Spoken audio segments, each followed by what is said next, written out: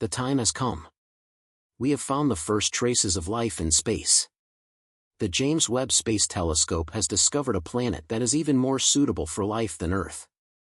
Biomarkers in the atmosphere of the exoplanet K2-18b indicate that this world is covered by a superlative ocean. But how can we now find out whether intelligent life exists there? James Webb and others provide clues, and if so, could we ever reach K2-18b? The search for exoplanets is in full swing. James Webb, the new star telescope in the night sky, is not only supposed to search for the beginning of time but also to take a closer look at exoplanets.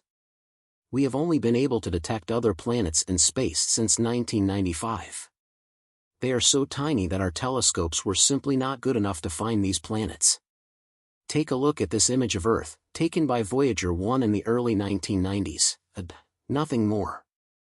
Voyager 1 was still within the solar system, just 6 billion kilometers from Earth. It's at least 4,132 trillion kilometers to the nearest stars in the Alpha Centauri system. I think that gives you an idea of how tiny planets are in the vastness of the cosmos. Tracking them down has long been like detective work. Scientists use a trick for this: the tiny planets become visible when they pass in front of their stars. This type of exoplanet detection is called the transit method. Another method determines the presence of planets in a solar system with the help of minute gravitational shifts that the planets cause in the movements of their stars. Both methods are not always entirely reliable, but we have certainly been able to identify more than 5,000 exoplanets. If we want to know whether there are worlds among them that are similar to ours, the next hurdle is that it has not yet been possible to determine parameters such as the presence of an atmosphere or water. We could only get a rough idea of whether they were heavier and massive rocky planets or less dense gas giants. Since James Webb has been in use, this has changed because this super telescope can use the light reflections of a planet to determine exactly whether water and other biomarkers are present. You can imagine how much joy there was when James Webb found signs of life in the atmosphere of an exoplanet for the first time. Methane and carbon dioxide in the atmosphere of K2-18b. The James Webb Space Telescope is a true masterpiece of modern astronomy, with some of the most advanced instruments ever sent into space. The JWST has the unique ability to detect and analyze exoplanets. The wealth of data and precise measurements go far beyond the wildest dreams of scientists. At the forefront of the equipment is the near-infrared camera, or NIRCam for short, which was specially designed for observations in the near-infrared range. This eye of the telescope is capable of capturing the faintest light signals from stars in distant galaxies and is the key to identifying exoplanets orbiting their stars. The near-infrared spectrograph, NIR-SPEC, breaks down the light from stars and planets into its individual colors, and from this spectral analysis, we can understand the chemical composition of exoplanets and their atmospheres. Every element and every gas has its own individual light signature, which James Webb can capture and analyze, even over enormous distances. Thanks to this technical miracle, we can now peer into the atmospheres of distant worlds and reveal their secrets. The mid-infrared instrument, MIRI, refines the capabilities even further and provides information on wavelength ranges of light that would never be visible to the human eye. MIRI can detect the thermal radiation of cooler objects, such as newly formed stars or dusty disks around young stars, determine the heat of exoplanets, and possibly even understand weather phenomena on these planets. Now, let's look at the surprising data James Webb found around K2-18b. Analysis of the planet's data has revealed clear evidence for the presence of carbonaceous molecules, including methane and carbon dioxide.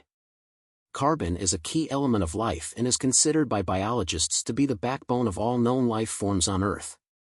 The presence of carbon-containing molecules in the atmosphere of a planet or moon could therefore be an indication of biological processes. Methane is a simple molecule consisting of one carbon atom and 4 hydrogen atoms. On Earth, methane is mainly produced by biological processes such as digestive activities or decomposition processes.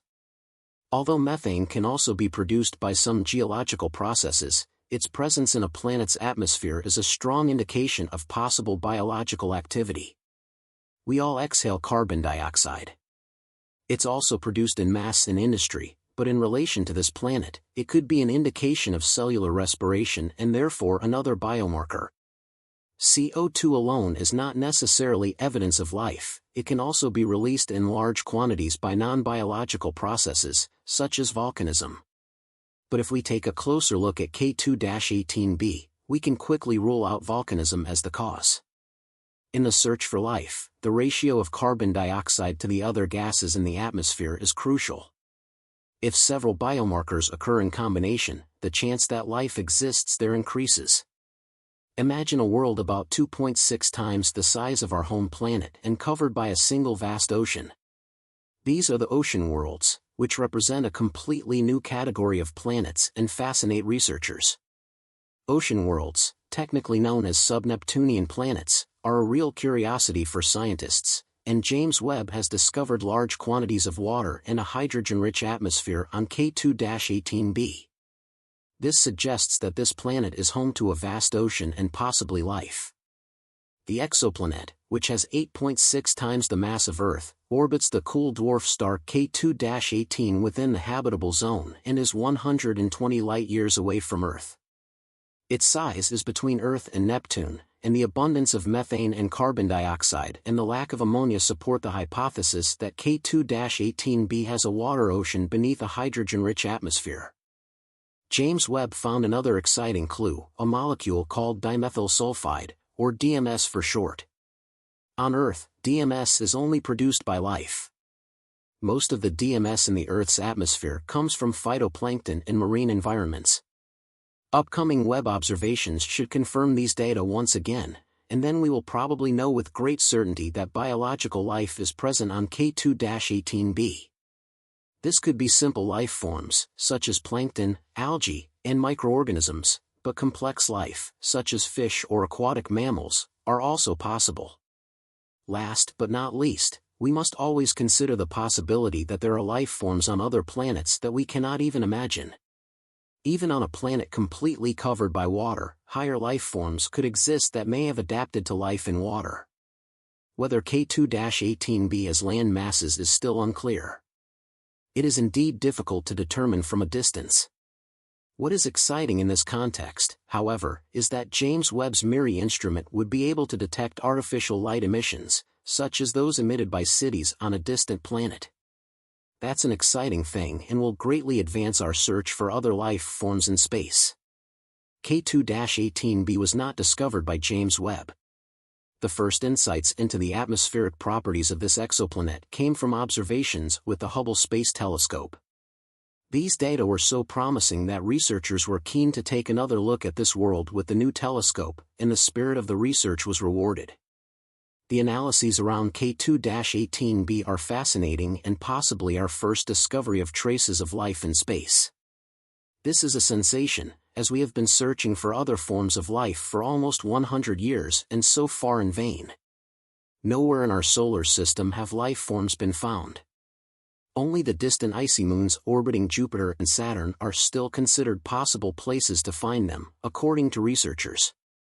Ocean worlds could be true superworlds and birthplaces of rich life. Life on Earth also began in water. Land masses and mammals only emerged much later. If Earth had remained a water planet, intelligent life forms living entirely in water might also have developed there. Traditionally, the search for life in space has focused on exoplanets which, like Earth, are smaller rocky planets. The larger ocean worlds are now considered to be the real superworlds in the cosmos. Although not all researchers are so optimistic, they also consider it possible that the oceans on these planets are too high to be habitable or liquid. In this case, the ocean worlds would be more like gigantic steam baths. But life forms in hot and toxic thermal pools in Yellowstone Park have proven to us that life is possible even there. A probe to K2-18b? Of course, there is still the exciting question of whether we can ever really find out whether the exoplanet K2-18b is inhabited or not. If we were to find evidence of intelligent life somewhere in space, we would naturally want to make contact. K2-18b is about 124 light-years away from Earth. This distance still represents an enormous challenge for our space travel. At the moment, it takes our probes years to reach destinations that are several million or billion kilometers away. A planet 124 light-years away, and even one only 4 light-years away, would not realistically be within our reach, at least not with a probe or spacecraft. Our Voyager probes, sent out in the 1970s, will reach the nearest star systems in a few thousand years. If we wanted to make contact with a species somewhere in the cosmos, we would have to get inventive.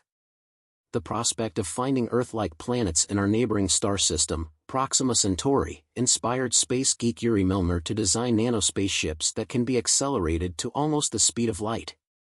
These mini probes, equipped with a camera, are expected to cover the distance of several trillion kilometers in a few years and deliver photographs of planets that may harbor life. If we were to find a civilization in space, our scientists would probably come up with completely new ideas. Ultimately, it is precisely such goals that drive our spirit of research and innovation. If one day we had a warp drive and could move through the universe by folding spacetime, traveling to worlds like K2-18b would no longer be a problem. But at the moment, our space shuttles still operate within the parameters of Newtonian physics and acceleration through propellants and fuels. Even if we could build a spaceship traveling at 10% of the speed of light, the journey to K2-18b would still take 1,240 years. Even a radio signal traveling at the speed of light would take 124 years to cover the distance between Earth and this exoplanet.